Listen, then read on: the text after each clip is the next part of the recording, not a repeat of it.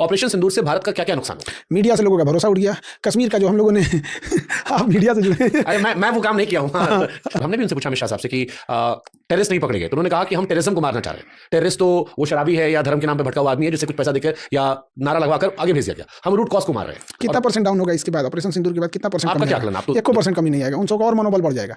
भारत की मीडिया कैसे देखते हैं? हम देखवे नहीं करते क्योंकि इनसे अगर हम नाम नहीं लेंगे, लेकिन बहुत सारे एंकरों का जिक्र कर देते हैं। तो हम तो कई लोगों को बिस्कन्या बोलते हैं। वही चीज है। नमस्कार, आज देखते हैं हम आज आपके देश में हम कितनी आग लगा सकते हैं। देखिए, विश पुरुष से कोई दिक्कत नहीं आपको, खाली विश करने आपको दिक्कत है।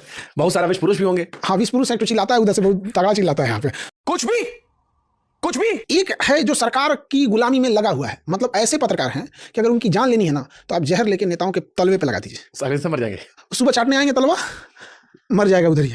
हेलो दोस्तों, मैं हाजिर हूँ आपके सामने एक नई वीडियो के साथ, जिसमें देश के जाने माने टीचर खान सर का इंटरव्यू होता है, जिसमें शो के होस्ट खान सर से ऑपरेशन सिंदूर के बारे में बात करते हैं। तो वो कहते हैं कि मैं भारत की सरकार से सीज फायर के लिए नाराज हूँ। और जब होस्ट भारत की मीडिया के बारे में पूछते हैं तो खान सर भारत की मीडिया की बहुत ही आलोचना करते हैं।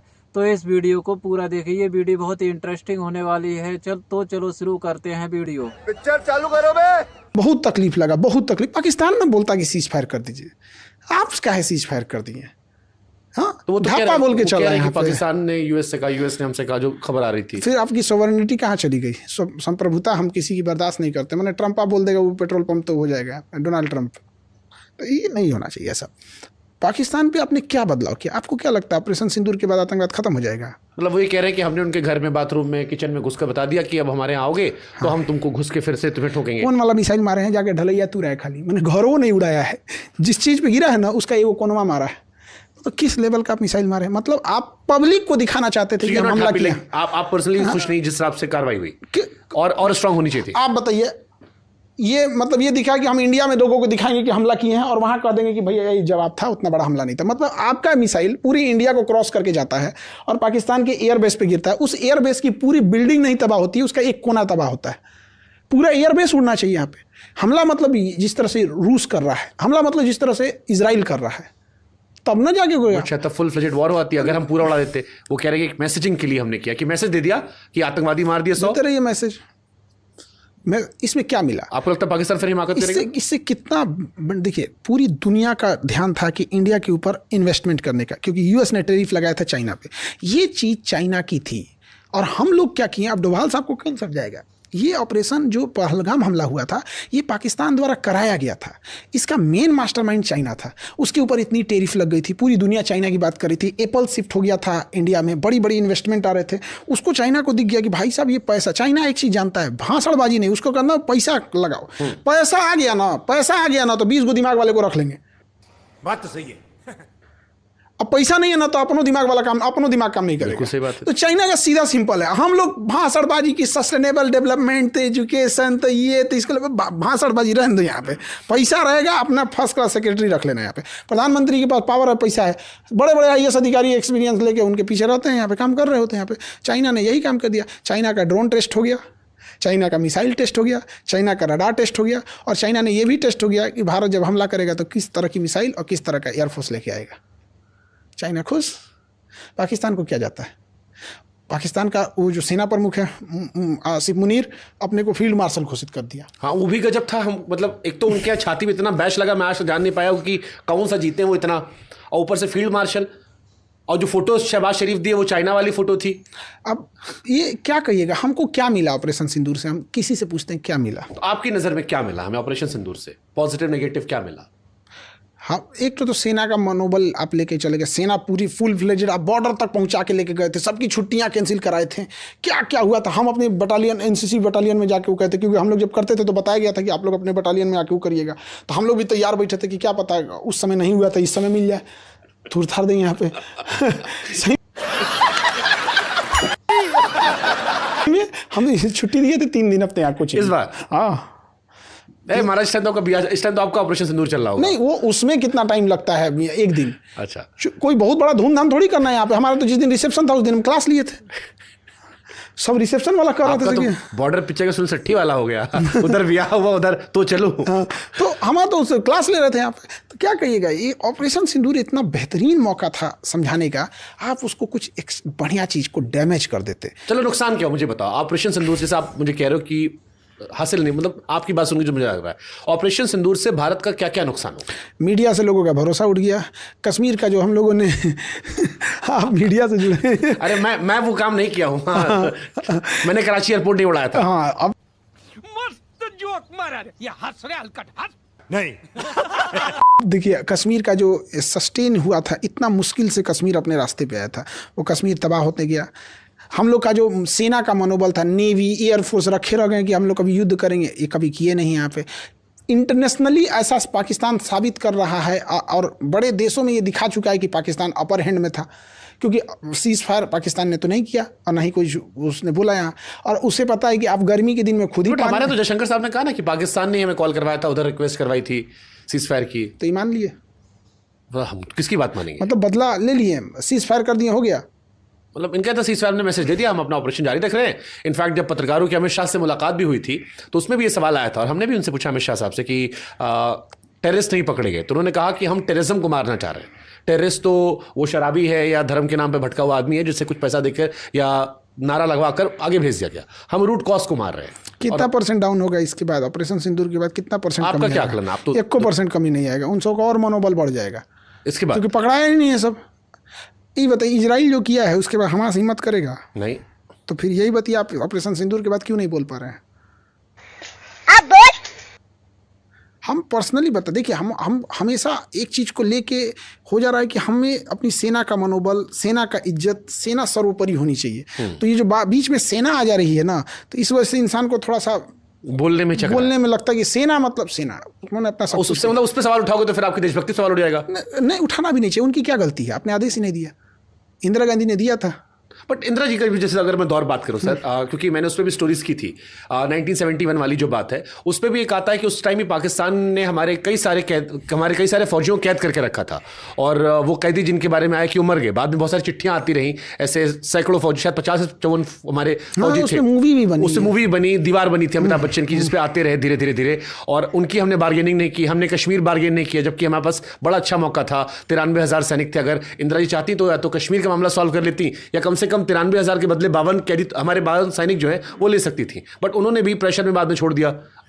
एक युद्ध के बाद, बहुत बड़ा, एक इतना बड़ा युद्ध होने के बाद भी कहीं ना कहीं अमेरिका का प्रेस्टीज इस दाव पे लग गया था। हाँ, उस बार निक्सन उसकी पूरी इज्जत प्रतिष्ठा दाव पे हो गई। वो तो मटिया मिट कर दी थी इंदिरा जी ने पूरा बर्बाद कर दिया था। तो कहीं ऐसा ना हो कि इंदिरा गांधी का जिद अमेरिका के लिए द्वितीय पर्ल हार्बर ना बन जाए, क्योंकि अमेरिका का ईगो होता तो लड़ जाता, डायरेक्ट आके भारत से लड़ जाता। ट्रम्प पगलाया आजकल। जैसे ट्रम्प पगलाया, निक्सन तो एक से बड़ा पागल था। अब आज की जनरेशन को नहीं पता निक्सन के बारे में, तो अलग बात है यहाँ पे, या फिर लोग लिटरेचर से इतने दूर हो गए कि निक्सन का कौन पढ़ रहा है। तो इंदिरा गांधी कहीं ना कहीं उस चीज को थी, वो प्रेशर झेल रही थी, उस प्रेशर के बावजूद उन्होंने पाकिस्तान को बर्बाद किया। ये बड़ी अच्छी बात कही आप। हम पर हमला करने तैयार थे। वो तो रशिया दोस्त थे हमारे, तो दोस्त थे तो बचा लिया। हाँ। तो लेके चला आया था सातवां बेड़ा अपना, कि वो हमको ठोक देगा। पूरा बढ़िया से लेके आया था, वो मार देता। वो अमेरिका अपने एलाइज को कभी नहीं छोड़ा है, पूरा उसका हिस्ट्री रहा है। अपने एलाइज को उसने हमेशा बचाया, भले लेट से बचाया है। वो अमेरिका के चाल है कि उसका अपने दोस्तों को बड़ा लेट से बचाता है। पहले तुम बर्बाद हो जाओ तब हम तुम्हें बचाएंगे। जैसे यूक्रेन, जैसे ईरान, जैसे कुवैत, जिसको बचाता ना बड़ी लेट से बचाता है। कहता है कि तुम मेरा दोस्त रहोगे ना, हमेशा मेरे ऊपर डिपेंडेंट। मतलब तुम्हारा 2 टांग टूट जाए, एक हाथ कट जाए, एक आंख अंधे हो जाए, एक किडनी खराब हो जाए, तब बचाएंगे। फिर मैं तुमको खाना पीना दे दिया करूंगा रोज 1 प्लेट। बस तब उसको बचाने। तो कौन दोस्त है अमेरिका का, पाकिस्तान या हम? उस समय तो वही था। आज के दौर पे भी वो पाकिस्तान को ही हम लोग के लिए रखता है, क्योंकि उसे पता है कि चाइना के बाद इंडिया को काउंटर करना है और इंडिया के लिए पाकिस्तान है। अब इंडिया पाकिस्तान दोनों काउंटर करना है, तो इंडिया चाइना दोनों काउंटर करना तो पाकिस्तान से। हाँ, वो पाकिस्तान को लेकर रखता है।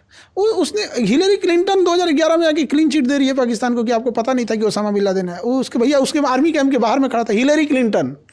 और जबकि सारे अभी नेटफ्लिक्स पे जो सीरीज आई है उसमें दिखाया गया कि जितने आतंकवादी थे वो सब पाकिस्तान में पकड़े गए, सब के सब वहाँ पे। तो पाला भी तो यही था। ओसामा बिन लादेन को जन्म किसने दिया? अमेरिका ही नहीं तो। सद्दाम को भी इन्होंने बनाया था बाद में। अमेरिका तो पॉलिसी रही है। भारत की विदेश नीति को कितना नंबर देंगे आप? विदेश नीति में हम लोग ने पड़ोस को बैलेंस, मतलब दूर, विदेश नीति में जैसे दूर को तो मैनेज कर दिया हम लोगों ने, बट पड़ोस में हम लोग ने गड़बड़ कर दिया। जैसे मालदीव, श्रीलंका, बांग्लादेश, म्यांमार, नेपाल, भूटान, पाकिस्तान, अफगानिस्तान, ईरान, सब जगह से तो चौपट हो रहा था। एशिया को हमने गंवा दिया, आगे वर्ल्ड में ठीक जा रहे हैं, यूरोप के हिसाब से। ठीक है, भारत की मीडिया कैसे देखते हैं आप? हम देखबे नहीं करते क्योंकि इनसे अगर हम नाम नहीं लेंगे, लेकिन बहुत सारे एंकरों का जिक्र कर देते हैं आप प्यार प्यार से। तो एंकर लोग का जिक्र कर देते हैं, अलग बात, बट ये लोग क्या चला देंगे कुछ समझ में नहीं आ रहा है। देखिए एंकर लोगों को पसंद करते हैं आप? नहीं, एंकर लोगों को तो हम यही कहते हैं कि मतलब हम तो कई ठोको तो बिस्कन्या बोलते हैं। देखिए हम वही चीज है, नमस्कार, आज देखते हैं हम आज आपके देश में हम कितनी आग लगा सकते हैं। देखिए जहाँ तो 2 बकलोल को बैठा देगा सब, 2 मुर्गा कैसे लड़ा जाता है, हाँ चलो लड़ लड़ लड़ लड़। अरे भाई, ये कोई इंटेलेक्चुअल इंसान लाओ ना, कौन गधों को पकड़ के लाए हो, मतलब गधा को उठा के लाएंगे। इंटेलेक्चुअल आदमी सुनेगा कौन? वही आप वाली बात कि जब तक वो चाची नमस्ते नहीं आएगा। बस वही बात हो गई यहाँ पे। इंटेलेक्चुअल को लेके आए सब, ऐसे इंसान से इकोनॉमी पे डिस्कस कर रहे थे सब, जिसको मतलब होलसेल प्राइस इंडेक्स और कंज्यूमर प्राइस इंडेक्स में अंतर ही नहीं पता है। अरे बाप रे, ये तो धोती खोल रहा है। और वो बैठ के इकोनॉमी समझा रहे हैं सब, और क्या मतलब मन करता टीवी फोड़ दे।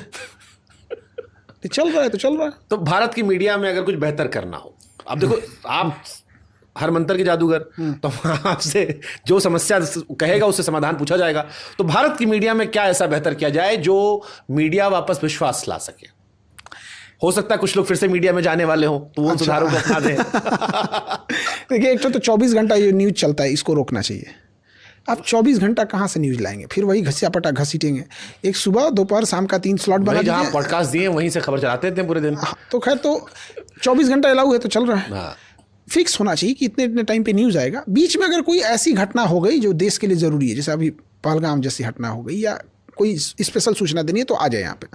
बाकी बचे टाइम पे आप स्किल ही सिखा दीजिए, किचन गार्डनिंग सिखा दीजिए, टेरेस गार्डनिंग सिखा दीजिए। उसका एक कोई लेक्चर लेने आएगा, वो समझाने लगेगा। जैसे फिजियोथेरेपी, किसी घर में कोई बूढ़ा है, स्पाइन में दर्द है, किसको माइग्रेन में दर्द है, तो कैसे दबाया जाता है को पता नहीं, माथा लेके आओ को लोटा ऐसा दबा रहा है। अब भैया, माइग्रेन के दर्द वाले को किधर से दबाया जाता है कुछ पता नहीं है। बदे हमें दर्द है तो दाब दे, वो ये बुझा रहा है चाप दे, इसको सब सही हो जाए। यहाँ पे किस बीमारी में कौन सा, जैसे अब किसी को किडनी फेल है या किडनी का प्रॉब्लम है, और उसको दबा के उसको प्रोटीन दे रहे हैं सब, भैया उसका क्रिएटिनिन बढ़ा हुआ है, उसको प्रोटीन नहीं चाहिए। तो जो बीच का टाइम है वो हम लोग घरों को चीज़ों में यूटिलाइज जानकारी के, जैसे पहले होता था, किसानों के प्रोग्राम आते थे, ये आते थे, वो आते थे, ये। और दूसरा क्या है ना, कि सरकार के पास एक बहुत बड़ा हथकंडा होता है एडवर्टाइजमेंट देने का, कि आप हमारे खिलाफ चैनल चलाएंगे तो हम आपको एडवर्टाइजमेंट ही नहीं देंगे। और एडवर्टाइजमेंट ही मेन कमाई का जरिया हो गया है। वो तो वही टीवी चैनल का तो मेन वही है यहाँ पे। तो एक इसका रेगुलेशन होना चाहिए कि गवर्नमेंट अगर एडवर्टाइजमेंट दे रही है तो सबको दे। और इसको रेगुलेट कौन करेगा? गवर्नमेंट। यही सबसे बड़ा नस होता है। और आम पब्लिक को ये समझ में नहीं आता है कि ये वाली जो न्यूज़ पे बैठी बिस्कन्या है, नमस्कार, आज हम आपको दिखाते हैं बाल सीधा करते हुए, और जो टेलीप्रॉम्प्टर पे पढ़ रही होती है कैमरा के पीछे, तो लोगों को लगता है धधरा के बोल रही है। एक के बाद एक खबरों में आपका स्वागत है। सबसे पहले हम देखते हैं आज कहाँ पुल गिर गया, ये गिर गया, वो सब। तो ये लोगों को नहीं समझ में आता, इसकी मजबूरी है, इसका मालिक का पेमेंट रुक जाएगा, तो बोलेगा, वो करेगी। तो एक ये जरूरी होना चाहिए। विश पुरुष से कोई दिक्कत नहीं आपको, खाली विश करने आपको दिक्कत है। बहुत सारा विश पुरुष भी होंगे। हाँ, विश पुरुष है, एक तो चिल्लाता है उधर से, बहुत तगड़ा चिल्लाता है यहाँ पे, कुछ भी उसके एक तो क्या कहिएगा, पत्रकारिता का जो लेवल गिर गया है वो बहुत चिंता में है। मतलब हमको नहीं समझ में आता कि पत्रकार सब 2 राजनीतिक पार्टियों को लड़वाता है सब। भैया, एक पार्टी के तो तुम खुद ही हो, तो तुम उसको क्यों बुला लेते हो? और हमको ताज्जुब ये होता है कि जो विपक्ष में आया है वो बोलता नहीं कि मैम आप पत्रकार महोदय या पत्रकार महोदया, आप स्वयं हैं, तो इस पार्टी से आपने क्यों बुला रखा है? आप पत्रकार, आप किसी पत्रकार का नाम बताइए, हम बताएंगे किस ओर से है। चलो, ये तो सबको पता है। ये बताइए कौन सा पत्रकार आपको पसंद है? चलो एक नाम बताओ। आप अपना सवाल हमारे ऊपर फेंक दिए। आज हम इधर बैठे ना, आपको कोचिंग सेंटर में किधर पूछेगा, हमारा देखिएगा। हम दोनों बजाते हैं, इतना बजाते हैं कि लोग पीछे कमेंट सेक्शन में भर जाते हैं, लेकिन ठीक है। खैर, अब किसी का एक, बहुत सारे कोई जर्नलिस्ट आपको पसंद है? जो नापसंद वाला बात, कोई पसंद है? बहुत सारे जर्नलिस्ट पसंद है, बट क्या है ना कि लोगों को एक नहीं होता है कि खुद से धारणा बनने लगती है एक चीज़ों में। और एक चीज़ हम देख रहे हैं ना पत्रकारिता में, आप एक और उंगली नहीं उठा सकते। एक है जो सरकार की गुलामी में लगा हुआ है, मतलब ऐसे पत्रकार हैं कि अगर उनकी जान लेनी है ना, तो आप जहर लेके नेताओं के तलवे पे लगा दीजिए, सारे से मर जाएंगे। सुबह चाटने आएंगे तलवा, मर जाएगा उधर ही। यहाँ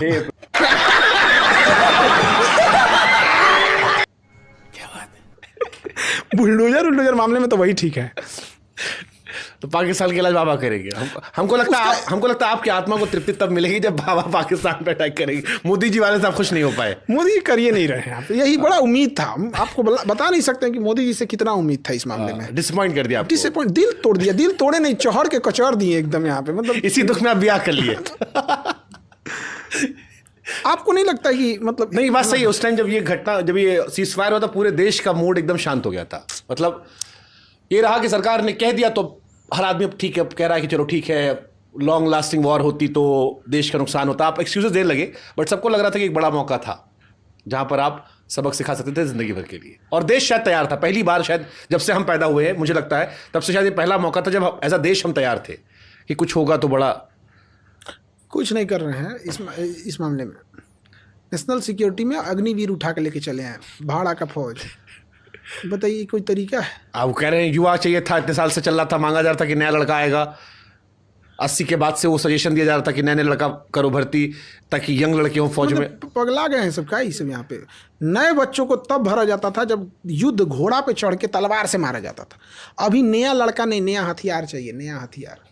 एकरा कौन समझैले है? नया लड़का चाहिए। बताइए, आज तो हथियार ऑटोमेटिक आ गया है।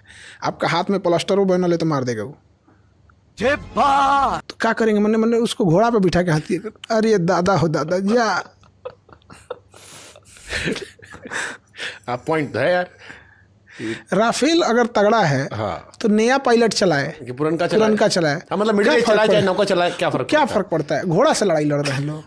हाँ सही बात है। इस बार भी इतना लड़े झगड़े कहाँ, कौन सा नहीं लड़ने गया। आपके पास बढ़िया हथियार है, मार दीजिए, काम खत्म। स्नाइपर रखे रहिए, बूढ़ा आदमी मारेगा तो उधिया देगा उसको।